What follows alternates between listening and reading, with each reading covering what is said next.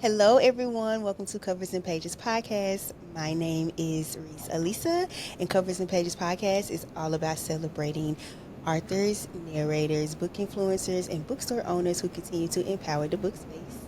And if you are an audiobook listener like myself, and if you are watching it either on Spotify or YouTube, y'all see this handsome gentleman we have right now in front of us. And y'all, I love him. And ever since I heard his first book, I just was like, yes, I'm a fan. I am a fan, honey. And I'm about to read his bio so we can get to talking to him and knowing about his journey a little more. So, a gifted storyteller who brings words to life, Myles Washington is an award winning narrator with an authentic sound and a diverse range that universally resonates. A native of Brooklyn, New York, he is the definition of a modern day Renaissance man. With a foundation in music, he has stretched beyond limits as an actor, voiceover artist, music artist, and songwriter. His talent and versatility, show in his ability to provide a voice that can span numerous genres of audiobooks. Whether it's a businessman in the corporate world, a soldier at war, a young adult finding himself, an athlete dealing with the locker room, a music artist navigating the entertainment life, or a good old audio biography, Miles' gift dedication to his craft and unique life experience make him the voice you need. In addition to numerous audiobooks, he has also voiced campaigns for major brands such as NCAA, YouTube, Samsung, Lipton, Brisk, Under Armour, White Claw, and many more. Ladies and gentlemen, welcome to Covers and Page Podcast.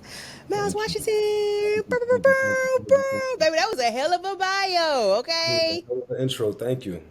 listen, come on now. We love a good long resume. Got to shorten that up. How are you? Thank you for I'm, joining me. I'm good. I'm good. I'm blessed. How you doing? Thanks for I'm having me. good. I'm good. I'm so excited to be talking to you. You are one of my favorite male narrators. Anytime I see you narrating a book, I'm like, yeah, it's gonna be good. That's love. That's It's love. gonna Thank you be so good. much. Thank you. So, with that beautiful bio I read, my first question that's going to set the tone in this interview is, how Mhm. did you get into audiobook narration, and was it always a career goal, or did it just happen by chance? Um, I got into specific. So no, it wasn't always a career goal. I got into narration, so I didn't really get into book narration until a good few years into my voiceover career. My initial voiceover career started out in the commercial genre, commercial promo stuff like that. And how I got into narration, I had a homie, my boy. I have a homie, my boy Carrie Height. He's an audiobook narrator. We actually met on an acting set many years ago. And this was before I was even doing voiceovers, and we just stayed in touch, stayed connected. I forget how it happened, but found out that we were both doing voiceovers, and he was into the audiobook world some years ahead of me. And when I really started getting more and more into the voiceover world, and this was pre-COVID, so pre-COVID, like on the commercial side, on the other side of auditions outside of audiobooks, a lot of auditions will still be in person.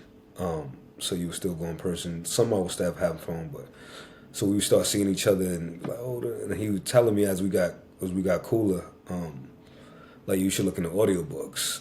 And I was like, yeah, yeah, cool, but I ain't never really dig into it. And then so fast forward, a few years later, somebody again was like, yo, man, you don't do audiobooks.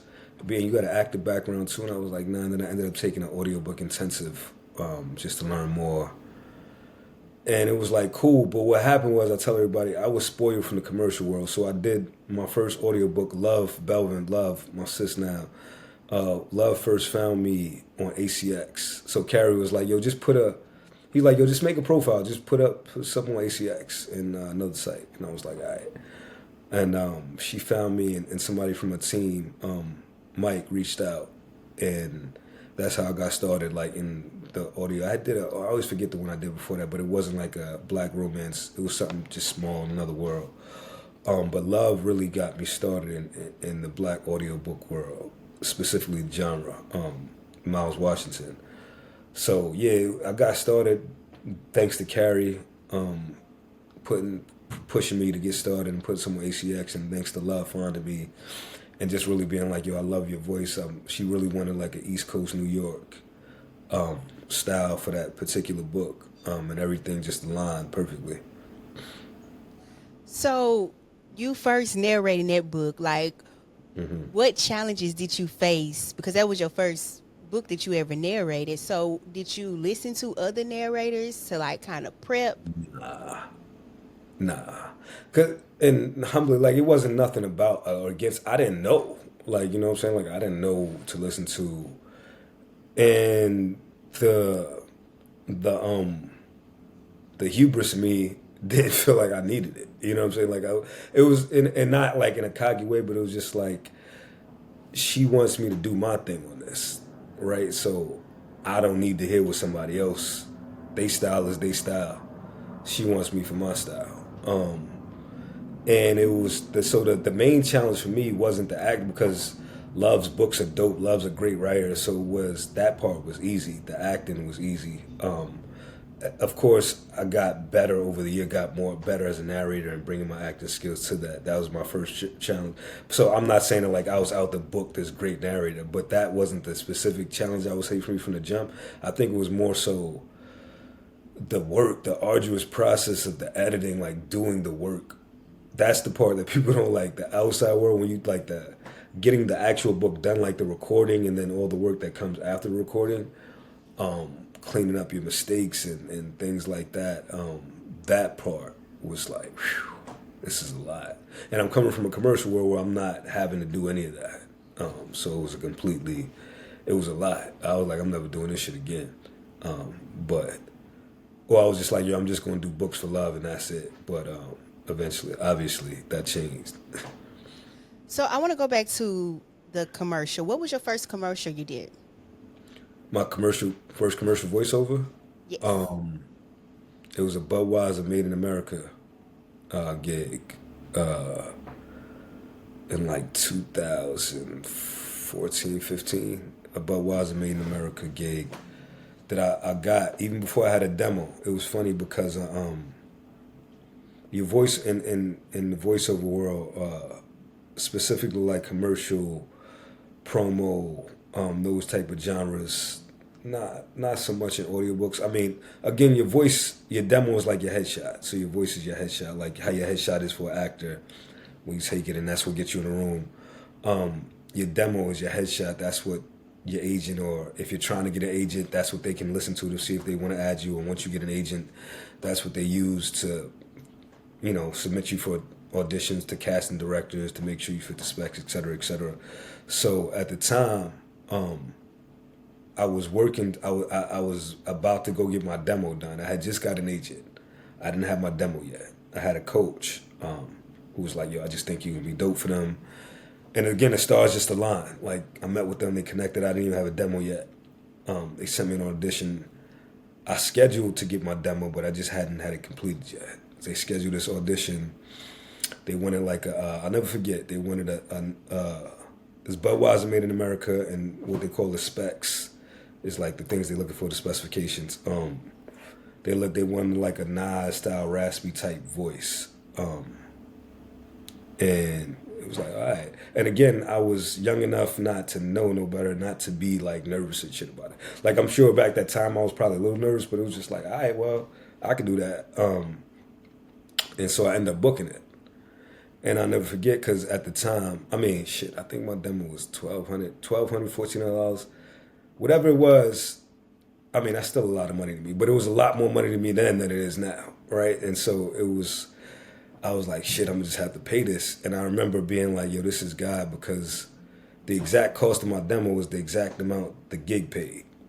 And I was like, oh yeah, this is God telling me this is what I'm supposed to be doing. But it was a Budweiser Made in America campaign for that they have the Made in America concert or whatever it is. Yeah. That was my first voiceover joint. I remember my homegirl took me to brunch after.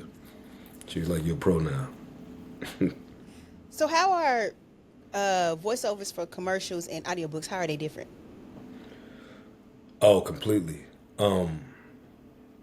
Audiobooks is it's just like commercials are 30 seconds for the most part. You know, so I mean it's different in just so many ways. Like that's why when I say I was spoiled, like I could do it depending on the commercial. They're not all the same. They don't all pay the same. But I could do a commercial. Say you book a national commercial gig, and you could say it pays $5,000, $10,000. You might have a session for 2 hours max, right? And it might not even be that long. Whereas an audiobook is different because you're getting paid most times by what we call per finished hour. So like I don't get paid per hour every hour I work on an audiobook.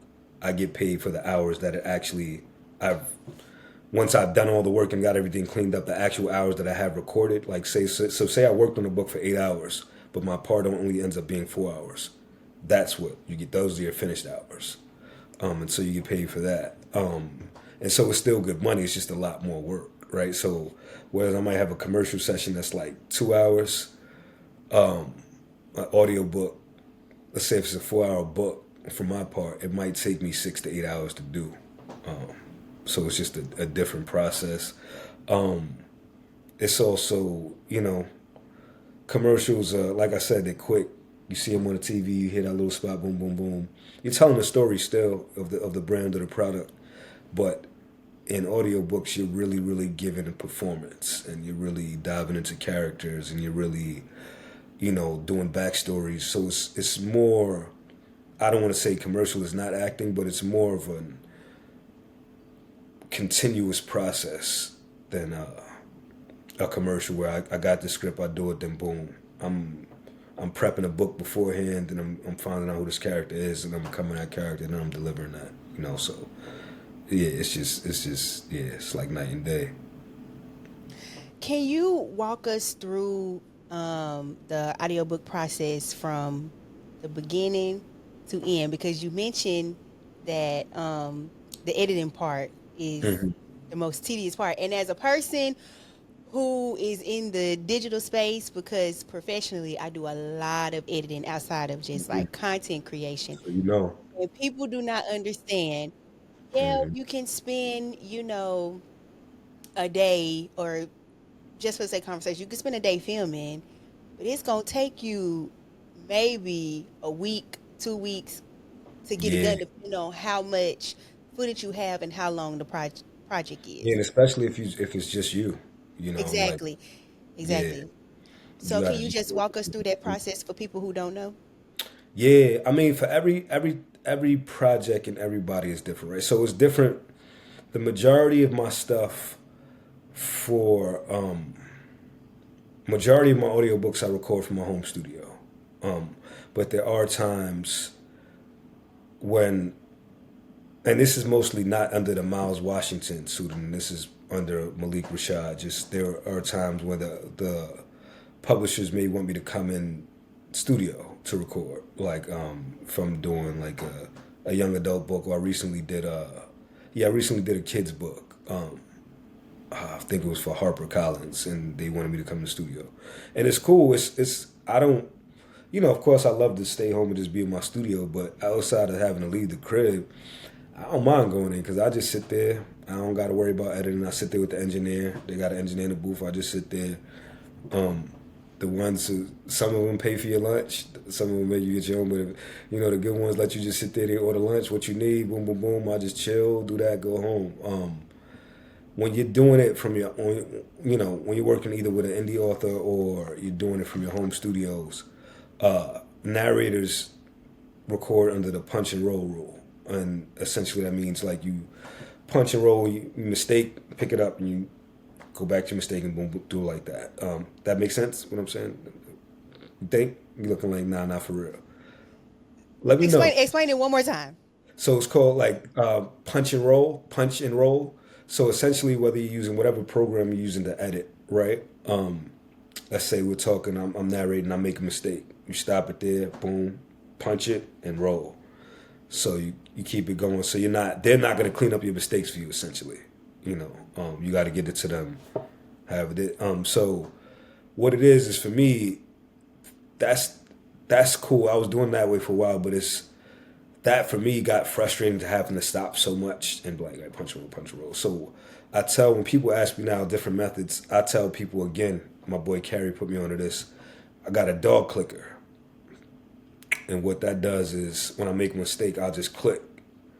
And the wave is so big that it just provides me a space to where I know when I'm going back after to edit, after I'm done recording, like it lets me know where my mistakes are, so I don't have to sit and listen to this whole track.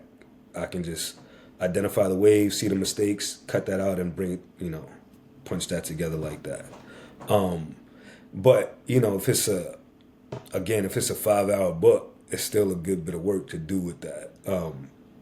It's like you said, whether you're editing video, anytime you got to edit anything, it's tedious work. And it's also the most important part of it for a good part. Like, you can have a great footage or a great book, but if it ain't chopped and put together right, it ain't really going to tell the story correctly. And so, from my end as a narrator, like I'm recording, I'm cleaning up any mistakes there might be, and then I'm delivering the raw audio. And then from there on the other end, there's the engineer who gets the voice tight and, tweaks and does the compression, all those things that need to be done, and mixes and masters and gets all your levels right. And then from there to be approved. So essentially before it gets to, when it goes from narrator to listener, it'll be, I get the script, I break that down, I record it, I send back everything cleaned up, no mistakes. In a few weeks or so, they'll get back to me with what we call pickups, like anything I might have misspoke or mispronounced that I got to go back and clean up, and so they can edit and have the final copy done. Once pickups are done, then they'll get the final mixes and masters out, and then they'll release the dates, and that's when it'll get to you. Oh, nice. So, how long typically? Because I know it varies from book to book. Does it take you to edit? Yeah, it just varies. And it also varies. It's like some days I might be in my bag, like narrating. Like some days I came in like, oh, I'm on my shit. I ain't stumbling too much. My words are coming out. I'm enunciating. My voice is cooperating. And some days it's like, what the fuck am I doing? Like I can't speak correctly. Like my voice don't want to act up. My stomach is making noise all day. So, it depends. It depends. Let's say if the book is 4 hours, maybe my part is 4 hours. It might take me like 5 hours to clean it all up. Maybe more. It depends. Yeah, but it's a process. I'm not gonna say it's not a process, but you can also hire people to do that too. And sometimes I do, but I try to do as much as I can without. I try to keep it all money in as much as I can. I ain't gonna lie. But You know, it's hard. It's hard with the volume of books that I've been doing over the last couple of years. I have had to outsource just to be able to keep up with my commercial work and just life. It's like, all right, man, you gotta stop fucking playing. You gotta hire somebody to do this shit. right? Because listen, you've been in your bag, okay, and we're gonna get into it later in the show. Um, but this next question that I'm gonna ask, I just think you have to be so gifted to be an audiobook narrator. Because listen, I tried to do it, and honey, I can't switch my voice when it comes to like narrating a man. So how do you prepare for voicing just different characters? Because I have read, and if you are watching, I have 3 books on my wall Yeah, that yeah, Myles yeah. have Yeah. narrated. The You Last Minute First Lady, which was fucking phenomenal. Okay, I really supposed enjoyed that book. The Neighbor Favorite, and then What a Match. How do you like even just some of these like sex scenes, right? switching your voice from just like male to female. I'm like, how do they do that? Oh man, I think everybody is. So for the most part, a lot of us who are doing this now probably were like doing weird shit when we were kids and just trying shit. You know, like I was doing weird shit when I was kids, and a lot of us probably either have an acting background or at some point wanted to do some acting or things like that. So it's really just having fun with it. I think, from my opinion. I don't try to always. Of course, you prep the characters, but I don't. I don't try to like. You know how sometimes you read a book and you already got a movie in your mind and what it looks like. Um, and so sometimes when you see, a lot of times when you see the movie, it's never going to be as good because you already got the shit in your mind of what it should be. I don't try to super marry a character when I'm prepping. I try to like kind of let it flow as I'm reading them, see like, all right, what's the vibe of this? Boom, boom, boom. So when I'm switching characters, because I take pride in doing a good lady voice when I can, but it's like only certain levels I can get to, right? Like I ain't gonna get but so high to my lady bag, and so it's really for me whether it's a lady or different guys. I just try to more so in my mind relate them to either somebody I might know or somebody I relate to, and give that character, have fun with that character. You know, just really. I think that's what it is just really having fun with it. And I can definitely tell. I listen to, and God, I wish I knew the name of it, but I listened to a very like an old book that you did Hmm. compared to when you voice these two because I Hmm. haven't read What a Match yet, but Hmm. I can tell that your voice has definitely, I'm gonna say, graduated from that because that first book you sound so young, Hmm. and in these two books, baby, it's giving grown man. Okay. Yeah, nah, I get what you said. I like because it still sounds like me, but there's definitely, yeah, like you said, it's a little, I think a little huskier. Um, yeah, life probably fucking, life probably weathered me some. It's that rasp in your Yeah. voice that I just definitely like just enjoy. And I always say like a good narrator is going to make and break an audiobook. And I Mm. have not listened to a Myles Washington audiobook, and I'm not just saying this because I fucks with you, but I'm saying like every audiobook I have like listened to by you has been top tier. That's why I'm always like promoting you and telling people Nah, that's like, true. hey, go I check my appreciate boy it. out, Appreciate okay? it. I take pride in trying to give great performances, so thank you. That means a lot to me. Yes, sir. Yes, sir. So just tell me like what's the most challenging aspect about narrating? Editing. For me, I think the editing it's um because outside of that, and I think sometimes it's too now over the last couple of years, I gotta manage not overdoing it, not overdoing it. So trying to find balance because again, I always gotta remind myself like I'm doing a lot more narrating over the last 2 3 years, so it's a lot more like you said, weathering on my voice because I'm still doing my other commercial stuff. So I got to remind myself that, and also just taking care of my vocal health outside of the booth. But yeah, probably like because when I say editing, it's because the narrating part is just that's the fun part for me. That's the acting part, right? So that's I don't see that as challenging. You know what I mean? Like that's challenging in a way. It's challenging in a way where it's like, oh, it's challenging me to get into this character, but it's not challenging in a way that like, oh, I'm not looking forward to doing this. Editing, I don't look forward to doing that shit. You know what I'm saying? But so that's the challenge. That's the part. That's the only real part I don't look forward to out. But other than that, what challenges me is not overdoing it, like not taking on too many projects. Yeah, I'm trying to just finding balance, keeping balance because I feel like yeah, you could look up. and be like, damn, I got like 5 books due this month. I didn't realize I had that. You know what I'm saying? I had that schedule morning, like, damn, and then still life going on. I still got to balance that.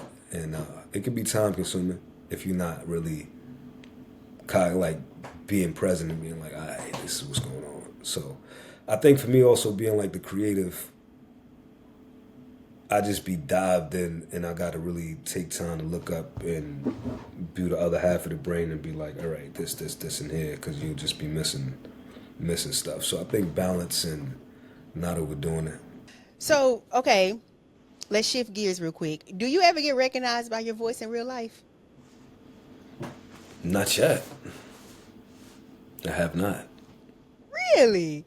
Because listen, if I heard you out, if I was in New York, right? Because I first of all, I love the East Coast. The East Coast have my heart. Well, you in Houston, right? Yes, I am in Houston. I love Houston. My best friends in Houston. I got big love for H-Town. I If have I, my bachelor trip in Houston. okay, nice, nice. If I was in New York and I heard your voice, first of all, I would be like, if y'all, everybody stop what the hell they doing. I know that voice. So, I don't know. Like I don't. I mean, I don't talk a lot to people outside anyway. But now I have it. Like I can genuinely say I have not been recognized. But I mean, like, how would they do it though? Right? Like it just have to be random. Like you have to be an audiobook listener. Correct, correct. You have to be an audiobook listener. And you have to get me to talk to you. Right.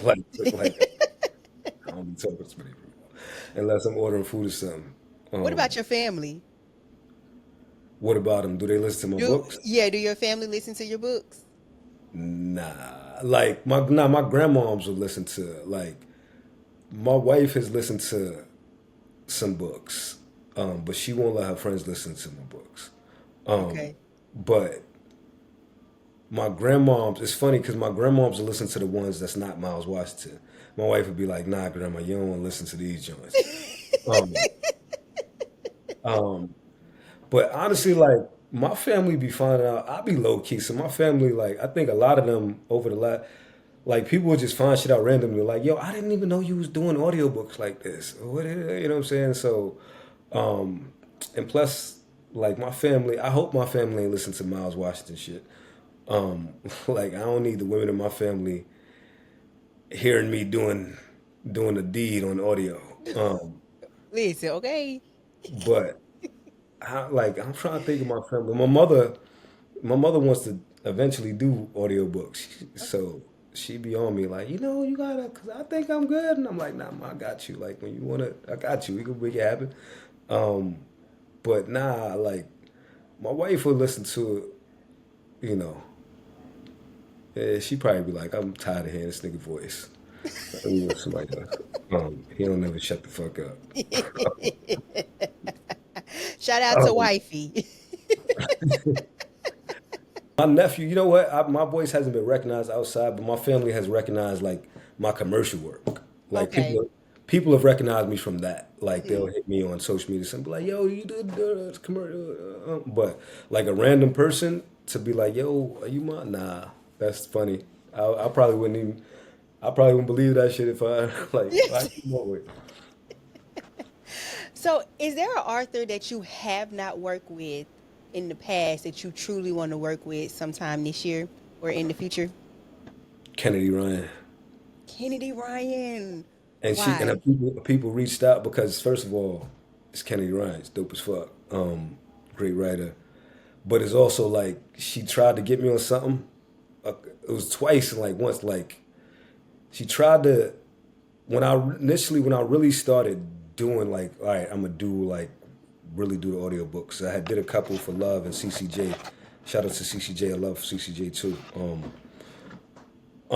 But I didn't have like a Miles Washington page. I didn't really have a lot of stuff until like the last few months.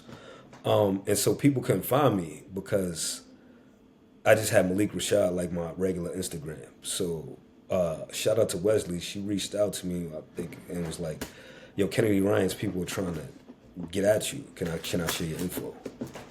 And I'm like, "Yeah, cool." But I don't know if I missed, like, initially I didn't get the email, and then she reached out to me directly, It was like, yo, my people want to, and I was like, yo, she's, you're my wish list for. And I was like, shit. And they did reach out, so I did end up picking them, and it just the timing, the village, it just didn't work. And it's always like, damn, how did that not work for me? So Kennedy Ryan definitely, Alexandra Warren. No, I work with. I did something with Wesley with her. But yeah, Kennedy Ryan. It's other people, but I know I'm gonna come back to that because there's other people too on the list. Okay. Um, but definitely, and again, like I always say, I want to work with everybody who want to work with me, like up and comers, established. I need another CCJ. I feel like I haven't worked on a CCJ title in a minute. Me and Love always got some shit in the works. So, Love is my sis, and that's always going to be I need another homie. Jackwell J. I've done a Jackwell J. I'd love to do Yeah, more. I know. I need another one. I need another one too. I need I another need another one. one too. It's so many. You know what it is? There are so many dope authors and creators, and Oh I my genuinely God. like. I'm not even just saying like. And I'm just like over the last few years, I'm getting put on to so many new people that's like new to me, but already in the game from in like, and I'm like, oh shit, this is dope. You know what I'm saying? Casey Mills, I got to do a few of her projects last year. Like I said, I just do it. Alexandra Warren, Alexa House, I haven't got to work with yet. So there's so many people. Tessa Stone, I'm doing her paranormal dope. So there's, and I could keep going. I'm gonna shout them out because I don't want to forget nobody.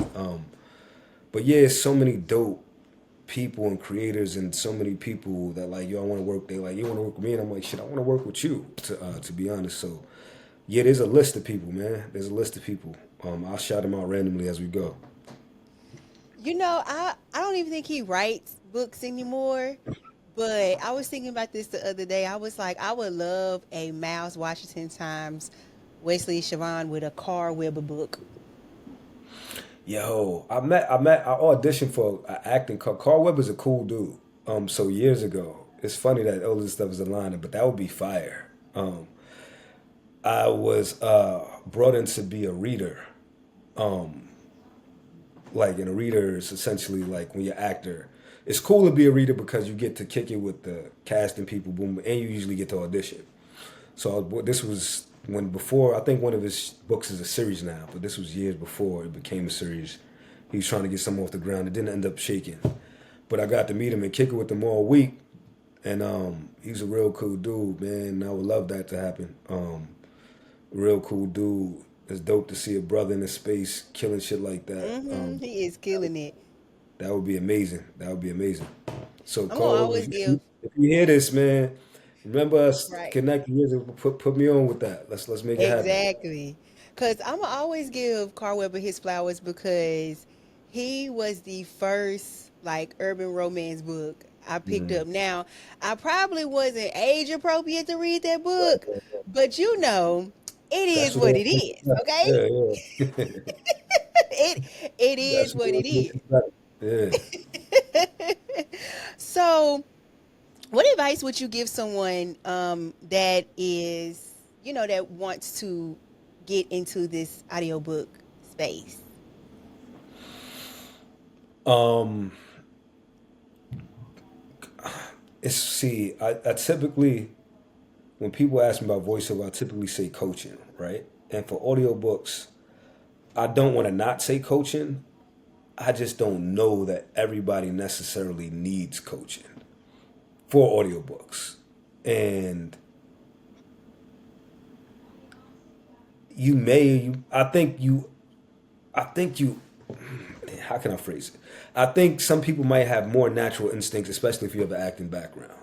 So as opposed to when first thing somebody asks me when they want to get into commercial voiceover, I'm like, all right, first or any type of voiceover, and they're like, I just want to get into voiceover. I recently had this conversation. I was like, all right, the first thing I would say is identify the genre. Whether you want to do commercial, promo, because there's so many genres of voiceover, e-learning, radio imaging, there's so many. It's a little different with audiobooks because it's audiobook. So they're different genres, but it's still about your acting. So I would say maybe my advice for somebody who wants to get into audiobooks, I would say maybe take like some acting classes can help. You can there are audiobook coaches now. And that can help too. So I would say probably coaching, acting classes, doing something to get that creative energy flowing. Also, reading passages and like pick books you like, record it on your phone, and listen back, because it's different in an audio book. Like typically when you're reading, you're just reading, right? Like you're reading to yourself. You're not reading in a form to present. You're just reading to yourself. If you want to be an audiobook narrator, you're giving a performance. You're not just reading, right? So practice on your own. Even if like get your phone, pick a book out, read a passage, listen to yourself, give it to a few of your closest people, get some feedback, find some people like, well, just do things, experiment, get curious. I would say the ultimate thing, the first thing to get started is just practicing, figuring out your delivery, your thing, your cadence, how you want to bring characters to life, like getting that thing flowing.